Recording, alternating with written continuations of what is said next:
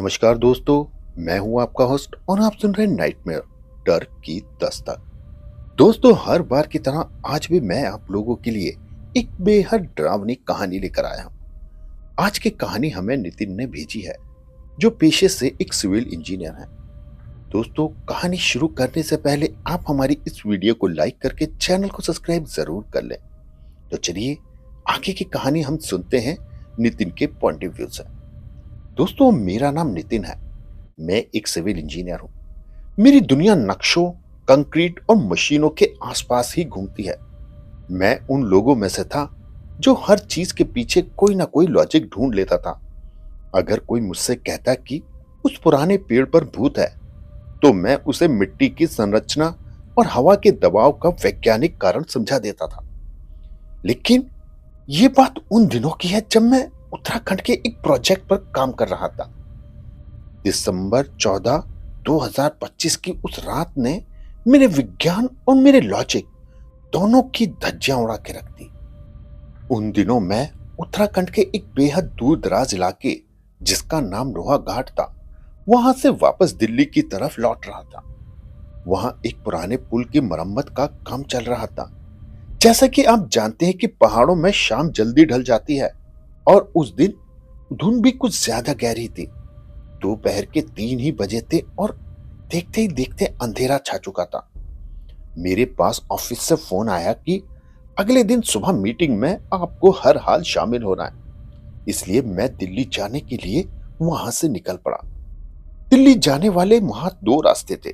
एक लंबा, जो पूरी तरह सुरक्षित था, और दूसरा छोटा, जिसका नाम हाईवे 407 था। इस रास्ते के बारे में अक्सर गांव के लोग तरह तरह की बातें करते थे और मुझे उस रास्ते पे सफर करने के लिए मना करते थे। चंदन, जो मेरा पुराना हेल्पर था, उसने मेरा हाथ पकड़कर कहा, साहब, आज पूर्णिमा की रात है। पहाड़ों में इस रात को खौफ की रात कहते हैं। आप प्लीज मत जाइए या फिर लंबा रास्ता लीजिए। मैंने चंदन की बात को हंसी में उड़ाते हुए कहा, अरे चंदन यार, डरोगे तो तरक्की कैसे करोगे। बस मैंने इतना बोला और अपनी चाबी एसयूवी में लगा के घुमाई और हाईवे 407 की तरफ को अपनी गाड़ी को दौड़ा दिया। गाड़ी जैसे ही कच्चे रास्ते से हटकर हाईवे 407 की तरफ मुड़ी, अचानक माहौल बदल गया। सड़क के दोनों तरफ घने चीड़ और देवदार के पेड़ थे। मेरी हेडलाइट की रोशनी जहां तक जा रही थी, वहां सिर्फ धुंध और सन्नाटा था। मैंने मन बहलाने के लिए रेडियो ऑन किया, पर वहां सिर्फ खर-खर की आवाजें आ रही थी। मैंने अपनी पेन ड्राइव लगाई और गाने बजाना शुरू कर दिया। पुराने गानों की आवाज कार के केबिन में गूंजने लगी, जिसने मुझे थोड़ा बहुत सुकून दिया। लेकिन करीब 1 घंटे बाद मुझे कुछ अजीब महसूस हुआ। मैंने ध्यान दिया कि पिछले 20 किलोमीटर से मुझे इस सड़क पर एक भी दूसरी गाड़ी नहीं मिली। ना तो कोई ट्रक, ना बाइक, ना कोई कार, यहां तक कि मुझे कोई जानवर भी नहीं दिखाई दिया। और सड़क बिल्कुल साफ, जैसे मानो कोई काली पट्टी मीलों दूर तक बिछी हो। कि तभी अचानक मेरे डैशबोर्ड की लाइट हल्के हल्के फ्लिकर करने लगती है। मैंने कार रोकी और लाइट चेक करने के लिए नीचे उतरा और अपना बोनट खोला। देखा कि सब कुछ ठीक है, पर तभी मुझे ऐसा लगा जैसे कोई मुझे देख रहा हो। मैंने डर के इधर उधर देखा, लेकिन मेरे आसपास कोई नहीं था। फिर मैंने अपनी टॉर्च जलाई और सड़क के किनारे वाले घने पेड़ों की तरफ डाली। धुंध के बीच पेड़ों के पीछे मुझे 2 चमकती हुई छोटी रोशनी दिखाई दी। मुझे लगा शायद कोई तेंदुआ या जंगली बिल्ली होगी, पर वो रोशनी बिना हिले डुले अपनी एक जगह खड़ी थी। वो रोशनी बिल्कुल भी नहीं हिल रही थी। जैसे जैसे मैंने टॉर्च की रोशनी उस पर डालना शुरू की, मेरा तो दिल एक पल के लिए धड़कना ही भूल गया। वहां कोई जानवर नहीं था, बल्कि धुंध के पीछे एक लंबा काला साया खड़ा था। उस साई की लंबाई नॉर्मल इंसान से कहीं ज्यादा लंबी थी और उसकी शक्ल पता नहीं कैसी अजीब सी थी। बस दो चमकती हुई आंखें जो सीधे मेरी तरफ झांक रही थी, बस दिखाई दे रही थी। मैं डर के मारे वापस जल्दी से गाड़ी में बैठा और कार को स्टार्ट कर दिया। इंजन ने पहली बार तो कार स्टार्ट होने से मना करा। मैंने डर के मारे बोला, स्टार्ट हो जा, स्टार्ट हो जा, कि तभी गाड़ी स्टार्ट हो गई और मैंने बिना पीछे देखे गाड़ी को पूरी स्पीड से दौड़ा दिया। अब करीब 10 किलोमीटर भागने के बाद मेरी नजर एक पुरानी रोशनी पर पड़ी। मैंने देखा कि ये एक ढाबा है और वहां लिखा था वीरू का ढाबा। ढाबे की हालत ऐसी थी जैसे वहां परसों से कोई ना आया हो। छत की टीन की चादरें हवा से टकराकर अजीब तरीके की डरावनी आवाजें निकाल रही थी, पर वहां एक चूल्हा जल रहा था। मैं गाड़ी से उतरा और ढाबे के अंदर गया। मैंने देखा कि एक बूढ़ा आदमी फटे पुराने कंबल में लिपटा हुआ वहां पर बैठा हुआ है। मैंने बूढ़े से कहा, राम राम बाबूजी। उस बूढ़े ने बिना सर उठाए राम राम में जवाब दिया। मैंने फिर उस बूढ़े से पूछा, अरे बाबा, क्या चाय मिलेगी? बहुत तेज सर्दी है। उसके बाद उस बूढ़े आदमी ने एक पीतल के बर्तन में चाय डालना शुरू की।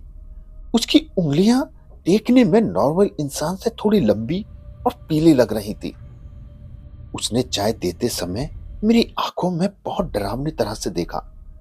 उसकी तो एक आंख पूरी तरह से सफेद थी।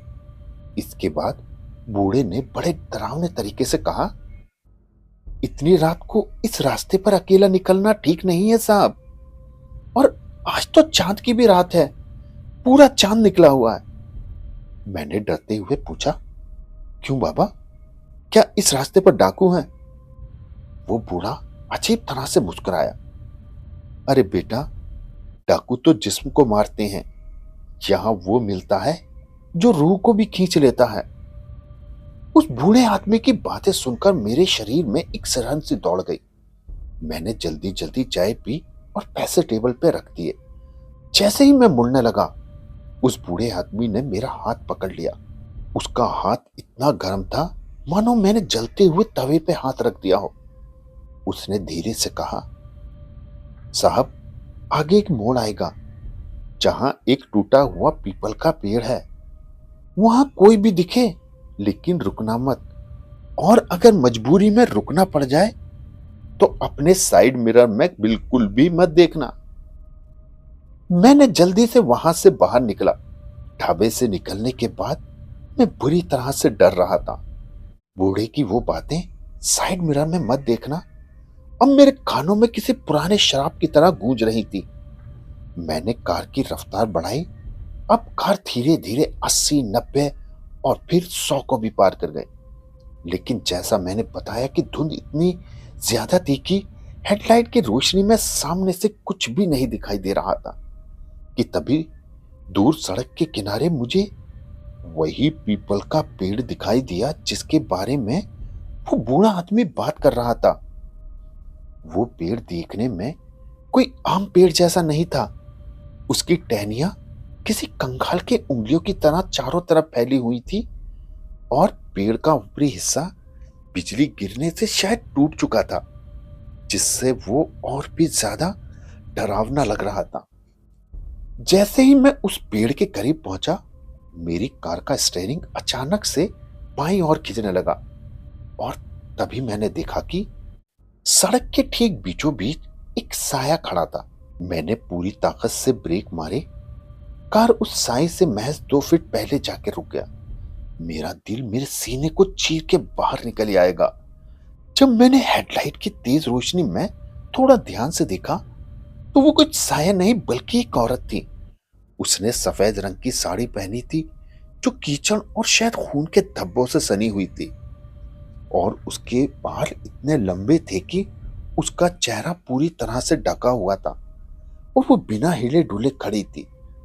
सन्नाटा चारों तरफ इतना घना कि अब मुझे अपने दिल की धड़कन भी साफ सुनाई दे रही थी। अचानक उस औरत ने धीरे से अपना हाथ उठाया। उसकी उंगलियां, अरे उसकी उंगलियां औरतों से लंबी थी, मानो जैसे किसी इंसान की ना हो। उसने कार के शीशे पे आके हल्के से ठकठकाया। वो आवाज मेरे दिमाग के अंदर कूद गई। लेकिन मेरा विवेक कह रहा था कि भाग यहां से, लेकिन मेरा शरीर मानो जैसे पत्थर बन गया हो। तभी उस औरत ने एक बहुत धीमी और सुरीली आवाज में कहा, भैया मेरी मदद करो, आगे मोड़ पर मेरा घर है, क्या आप मुझे वहां तक छोड़ देंगे? उस औरत की आवाज में एक ऐसा दर्द था जिसे सुनकर कोई भी इंसान पिघल जाए। लेकिन मैंने ढाबे वाले की चेतावनी याद करने की कोशिश की, पर उस पल इंसानियत मेरे डर पे पूरी तरह से हावी हो चुकी थी। मैंने बिना देर किए कांपते हाथों से अपने कार का लॉक खोला और वो औरत चुपचाप आके पीछे वाली सीट पर बैठ गई। मैंने जल्दी से कार चालू की और क्लच दबाया और कार की स्पीड बढ़ा दी। तभी मैंने महसूस किया कि पूरी कार में एक अजीब सी गंध फैली है, मानो जैसे मिट्टी, सड़े हुए फूल या बहुत पुरानी जगह जो काफी समय से बंद हो। वे औरत पीछे चुपचाप शांत बैठी थी। हर तरफ इतना भारी सन्नाटा कि मैं कुछ भी बर्दाश्त नहीं कर पा रहा था। फिर मैंने डरते हुए उस औरत से बात करने की कोशिश की। आप आप इतनी रात को यहाँ क्या कर रही हैं मैम? उस औरत ने कोई जवाब नहीं दिया। लेकिन तभी मेरी नजर गलती से कार के डैशबोर्ड के ऊपर लगे रियर व्यू मिरर में पड़ गई। वो देखकर तो मेरा खून ही बर्फ की तरह जम गया। मिरर के पीछे वाली सीट बिल्कुल खाली थी। मेरे दिमाग में धमाके होने लगे। मैंने अपनी आंखों को रगड़ा और एक बार फिर ध्यान से देखा। सच में इस बार भी मिरर में कोई नहीं था, सिर्फ खाली सीट दिखाई दे रही थी। लेकिन जब मैंने घबराकर पीछे की तरफ देखा तो वो औरत वहीं सीट पर बैठी हुई और उसका सर अभी भी नीचे की तरफ झुका हुआ था। ये देखकर तो मेरा दम ही घुटने लगा। अब मुझे समझ आ गया कि ये कोई इंसान नहीं है। ढाबे वाले ने बिल्कुल सही कहा था, मिरर में पीछे मत देखना, क्योंकि मिरर हमेशा सच दिखाता है। और सच ये था कि पीछे कोई शरीर नहीं बल्कि एक रूह बैठी थी। अब तक मेरे समझ आ गया कि मैंने उस बूढ़े वाले की चेतावनी को अनदेखा करके अपनी जान को जोखिम में डाल दिया है। अब कार एक अंधेरे मोड़ की तरफ पहुंच चुकी थी। अचानक उसने अपना सिर ऊपर की तरफ उठाया। मिरर में तो मुझे कुछ भी नहीं दिख रहा था, पर हकीकत में अब वो बिल्कुल ठीक मेरे पीछे थी। उसने अपना हाथ आगे की तरफ बढ़ाया और मेरे चेहरे को छूने लगी। उसका हाथ इतना ठंडा था कि जहां उसने छुआ वहां की मेरी खाल पूरी तरह से सुन पड़ गई। उसने पास आके हल्के से बोला, तुम भी रुक गए ना? पिछले वाले ने नहीं रोका था, इसलिए वो अब मेरे साथ है। मैंने सामने देखा तो सड़क आगे खत्म हो रही थी। सामने कोई रास्ता नहीं था, बस एक गहरी खाई। वो मुझे खाई की तरफ ले जाके मारना चाह रही थी। मेरा पैर ब्रेक पे था, पर ब्रेक तो काम ही नहीं कर रहे थे। कार अपने आप खाई की तरफ बढ़ रही थी कि तभी उस औरत ने जोर जोर से हंसना शुरू कर दिया। एक ऐसी हंसी जो इंसानी नहीं बल्कि इतनी डरावनी कि इंसान की जान ले ले। कार की रफ्तार अब अपने आप तेज होने लगी और ब्रेक ब्रेक तो मानो जैसे पत्थर हो गया। और सामने एक गहरी खाई और पीछे बैठी हुई वो रूहानी ताकत। अब मुझे हर तरफ अपनी मौत नजर आ रही थी और ऊपर से उसकी हंसी अब गूंजती हुई चीखों में बदल चुकी थी। उसने मेरे कान के पास एक बार फिर हल्के से फुसफुसाया, तुम्हें मेरे साथ चलना होगा, हम सब यहां तुम्हारा इंतजार कर रहे हैं। जैसे ही कार खाई के बिल्कुल किनारे पहुंची, मैंने अपनी पूरी ताकत लगा के स्टीयरिंग को दाईं तरफ मोड़ दिया।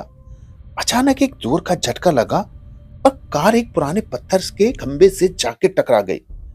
इसके बाद मेरा सर सीधा कार के डैशबोर्ड पर टकराया और मेरी आंखों के सामने अंधेरा छाने लगा। जब मुझे होश आया तो कार का इंजन बंद हो चुका था और हर तरफ सन्नाटा इतना गहरा था कि मैं अपनी धड़कनों को सुन पा रहा था। मैंने धीरे से पीछे मुड़कर देखा। पीछे वाली सीट अब खाली थी। वो औरत शायद कहीं गायब हो चुकी थी। लेकिन कार की पिछली खिड़की पर कांच चटके हुए साफ देख सकता था और उन पर खून के निशान भी थे। अब मैं अपनी जान बचाने के लिए कार से बाहर निकला। बाहर निकलते ही मुझे एहसास हुआ कि मैं हाईवे पर नहीं था, बल्कि कार एक ऐसी जगह खड़ी थी जहां दूर दूर तक कोई सड़क नहीं थी। मैं एक पुराने उजड़े हुए कब्रिस्तान के बीचों बीच खड़ा था। चारों तरफ टूटी हुई कब्रें और सूखे हुए पेड़ के ठूंठ थे। धुंध अब बहुत कम हो चुकी थी और पूर्णिमा का चांद बिल्कुल मेरे सर के ऊपर चमक रहा था। तभी मेरी नजर कार के बोनट पर पड़ी। मैंने देखा वहां पे धूल जमी है और उस धूल पर उंगलियों से कुछ लिखा हुआ है, हमारी मदद करो। अचानक कब्रों के बीच से अजीब तरह की ससराहट जैसी आवाजें आने लगी। मैंने अपनी टॉर्च जलाई और रोशनी को चारों तरफ घुमाई, और जो मैंने देखा उसने तो मेरी रूह ही कपा दी। वहां एक नहीं बल्कि दर्जनों सफेद रंग के साए पेड़ों के पीछे से लगातार मुझे घूर रहे थे। अब मुझे समझ आ गया था कि वे सब वही थे जो इस हाईवे पर कभी न कभी गायब हुए थे। मैं भी शायद इनमें से अब एक बन जाऊंगा अगर मैं यहां से नहीं भागा। तभी मैंने बिना देर के पीछे की ओर भागना शुरू कर दिया, लेकिन मेरा पैर किसी चीज से जाकर टकराया और मैं नीचे गिर गया। मैंने उस पर रोशनी डाली तो देखा वो एक पुराना जंग लगा हुआ ट्रक का नंबर प्लेट था और उस पर लिखा था यूपी 407। तब मुझे उस ढाबे वाले की एक बात याद आई, यहां वो मिलता है जो रूह खींच लेता है। मुझे समझ आया कि हाईवे 407 कोई सड़क नहीं, बल्कि ये एक मौत का लूप है।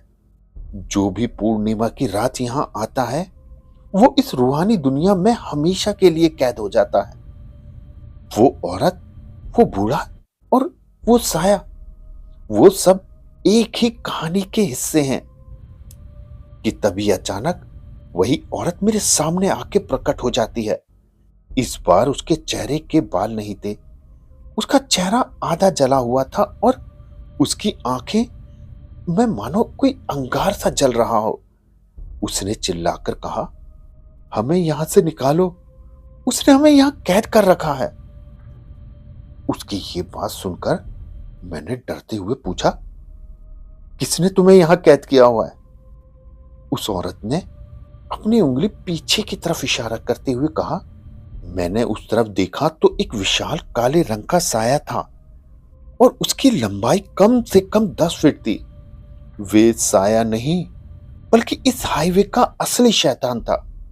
और सबसे डरावनी बात, उसके साथ कोई और नहीं बल्कि वही बूढ़ा आदमी था जो मुझे ढाबे पे मिला था। अब उसी शैतान के बगल में वो बूढ़ा आदमी खड़ा था और जोर जोर से हंस रहा था। एक और रूह, एक और शिकार। उस बूढ़े के ये शब्द मेरे कान में एक तीर की तरह चुभने लगे। अब शैतान धीरे धीरे मेरी तरफ बढ़ने लगा। उसके हर कदम के साथ जमीन में अजीब सी कंपन पैदा हो रही थी। मैंने भागने की कोशिश की, पर मेरे पैर मानो जैसे जमीन के अंदर धंस गए हो। तभी मेरी जेब में मुझे कुछ चुभन महसूस हुई। मैंने हाथ लगाकर देखा तो वो हनुमान चालीसा की एक छोटी सी किताब थी जो मेरी मां ने मुझे दी थी। मैंने जल्दी से उसे बाहर निकाला और पन्ने पलटने लगा। मेरी आवाज डर के मारे मुंह से नहीं निकल रही थी, पर मैंने अपनी पूरी हिम्मत जुटाई और जोर जोर से पढ़ना शुरू किया। जैसे ही शब्द मेरे मुंह से निकले, पूरा कब्रिस्तान अजीब तरीके से सरसराहट करके कांपने लगा और वो काला साया अचानक रुक गया और जोर जोर से अजीब अजीब आवाजें निकालने लगा। और दूसरी तरफ जो आसपास खड़े सभी साए थे वो देखते ही देखते अचानक से धुएं में बदलने लगे। लेकिन वो शैतान, मुझे लगता था कि आसानी से हार मानने वाला नहीं था। उसने अपनी अदृश्य ताकत से मुझे हवा में उठा लिया और जोर से जमीन पर पटक दिया। इसके बाद मेरा दम घुटने लगा और मैंने फिर भी पढ़ना बंद नहीं किया। वो शैतान अपनी काली शक्तियों से मुझे कुचलने की कोशिश कर रहा था, लेकिन हनुमान चालीसा के शब्दों ने मेरे चारों ओर एक अदृश्य सुरक्षा कवच बना दिया था। जैसे जैसे मैं मंत्रों का जाप तेज कर रहा था, वो काला साया पीछे हटने लगा। उसकी दहाड़ अब दर्द भरी चीख में बदल रही थी। अचानक पूरे कब्रिस्तान में एक तेज रोशनी फैली और मुझे ऐसा लगा जैसे किसी ने मुझे बहुत ऊंचाई से नीचे फेंक दिया हो। मेरे सामने अंधेरा छाने लगा, मेरा सर बुरी तरह से दर्द के साथ घूमने लगा और इसके बाद मैं बेहोश हो गया। जब मेरी आंख खुली तो हर तरफ सन्नाटा था, लेकिन ना तो वहां शैतान था, ना वो औरत, ना ही वो बुढ़ापे वाला बूढ़ा, और सबसे अजीब बात, वहां पे कोई कब्रिस्तान भी नहीं था। मैं जल्दी से अपनी कार के अंदर बैठा। कार सड़क के किनारे एक पुराने टूटे हुए साइन बोर्ड से टकराई हुई थी और बोर्ड पे धुंधला सा कुछ लिखा था, सावधान, आगे का रास्ता बंद है। मैंने अपनी घड़ी में देखा तो 4:30 बज रहे थे और सूरज की पहली किरणें अब मेरे चेहरे पे पड़ने लगी थी। मेरा शरीर बुरी तरह से टूट रहा था, लेकिन मैं जिंदा था। मैंने अपनी कार स्टार्ट करने की कोशिश की, पर सबसे अजीब बात यह थी कि कार एक बार में स्टार्ट हो गई। अब मैंने बिना पीछे मुड़े देखे सीधा हाईवे की तरफ कार दौड़ा दी। करीब 20 किलोमीटर बाद मुझे एक पुलिस चेक पोस्ट मिला। वहां रोशनी और इंसान देखकर मेरी जान में जान आई। मैं लड़खड़ाते हुए गाड़ी से बाहर निकला और थाने के अंदर गया।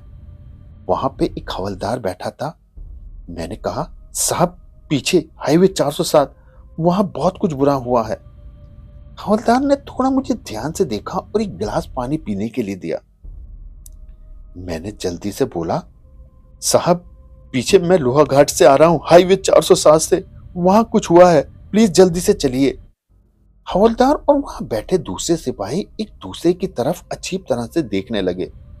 उनके चेहरे पे वो हैरानी और खौफ मैं साफ देख सकता था।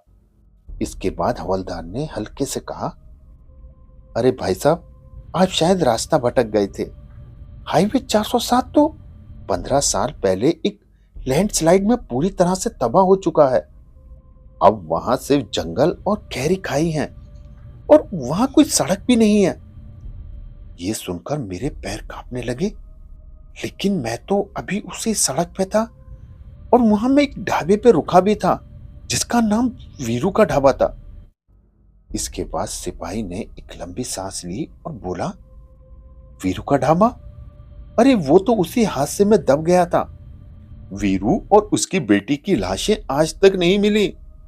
लोग अक्सर कहते हैं कि पूर्णिमा की रात को वे रास्ता फिर से दिखाई देने लग जाता है, और उन लोगों के लिए जो अक्सर रास्ता भटक जाते हैं।